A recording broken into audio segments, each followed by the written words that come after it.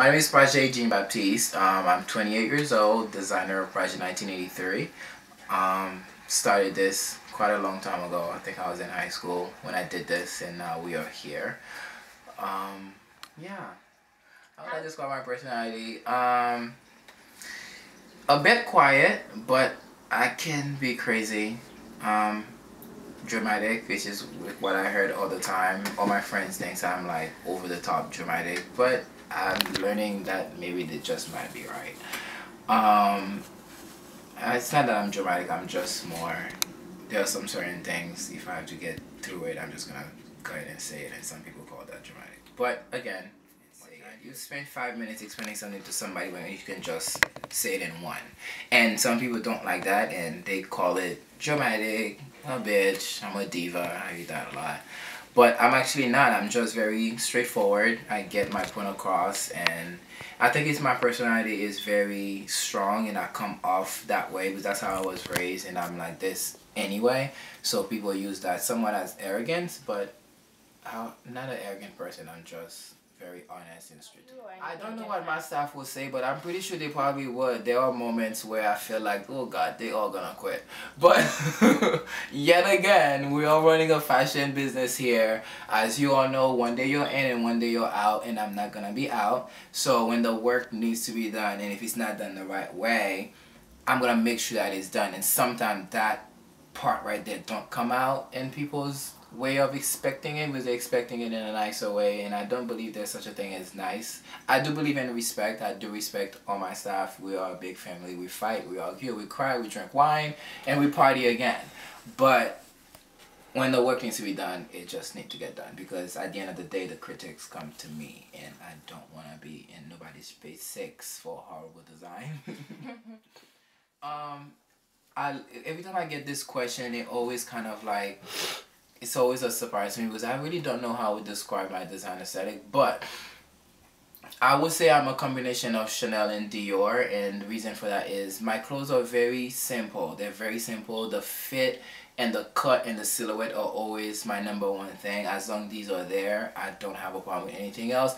But when we bring the Christian Dior into it, is that after the whole thing is done, like the dresses that we saw earlier today, there is a detail somewhere that is so dramatic that makes the piece come off so strong.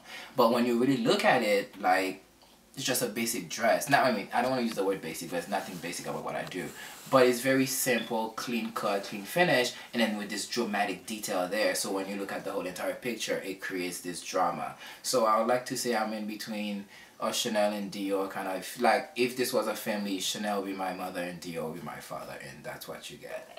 My target demographic is anyone that wants to go anywhere in the minute you step in and everybody notice that you're there. Not because you dress bad, but because there is such a thing about what you're wearing and the presence that you come there and you know you fly. It will be like a Kanye West moment. You know you fly, and you don't have any issue saying that you're fly because you know you are.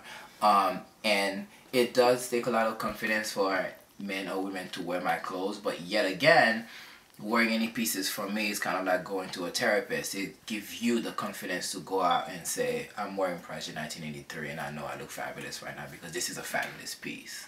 Even when you're wearing a t-shirt. I like to say that. First is the only thing I know how to do. Nothing else. I know how to cook, but that's just for me. I'm not cooking for any restaurant. You just might not make it out alive. But I've been doing this since I was a kid. I remember growing up sewing doll clothes, and that's the only thing I know. I'm being quite honest here.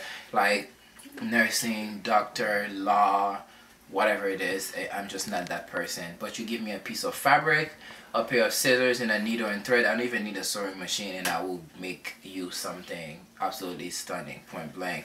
And I am passionate about it because I spent quite a lot of years studying the craft of fashion design, fashion history.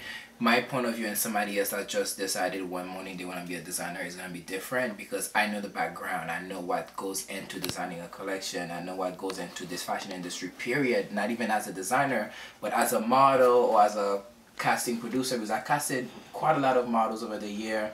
I produced 4 years worth of fashion show for Boston Fashion Week. So I know these little details in the industry besides designing. I know a good model when I see one. And I know a good show when I see one too. And if I go to your show, it's horrible, I'm definitely going to talk about it just because I know what it should be like. And if you don't know what you're doing, then you shouldn't be doing it, point blank. And that's my point of view. And that statement right there kind of will show why people might call me a bitch.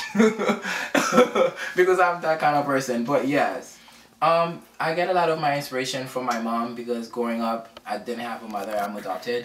And when I actually was able to be in a family where there was a dad and a mom there, it was this French family that dresses nice to have dinner at home, not out, at home. Which is something that I grew up in my, later age and as a teenager, and that kind of stuck with me. There's this class, I don't want to say class because then I don't want people to say I'm in a class level, whatever the word is they use. I can speak proper English sometimes, so that's another thing. There's a certain style, there's a certain, I read something the other day on Facebook, somebody posted, boys have swag, men have class. There's a certain class with me because I watch my mom and I watch my dad dressing up, and if I go home looking like this, my mother probably has something to say about that.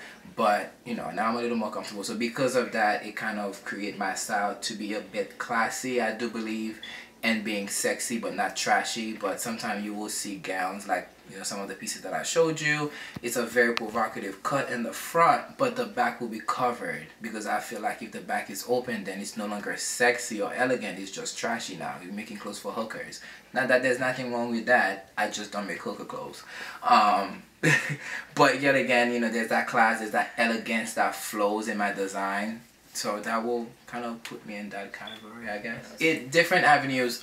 For example, the last 2 collections we've been doing, Haiti's the inspiration behind them. It was more so personal to kind of like revamp my whole entire company to promote Haiti, to use Haiti as a background and as an inspiration for 2 collections now. And this year, for a 10-year anniversary collection, will be 3. The country is so beautiful. There are so many little details there that people don't know in the US or over the world that you have to be from there to know that. Of course, it's hard. I had a horrible upbringing, and it's not something that I like to talk about because it was very painful growing up. But there were days when you wake up and you have one of your family members that came from the US, they say, we're taking you to the beach, and you go to this beautiful beach where the water is so turquoise blue and clear, you can see the fish swimming, they're not gonna eat you, they just want to have their life, and then you have yours. It's kind of like something in the universe there that everything works together, it flows, there's that energy there.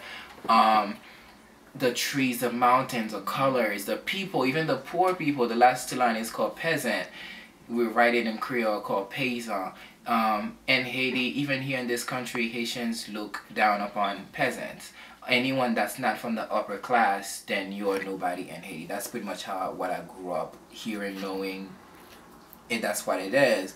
So I wanted to go a little deeper into the life of these people. They don't dress like they stepped out of Vogue. They don't wear Dior and Chanel. Sometimes their outfit don't make sense.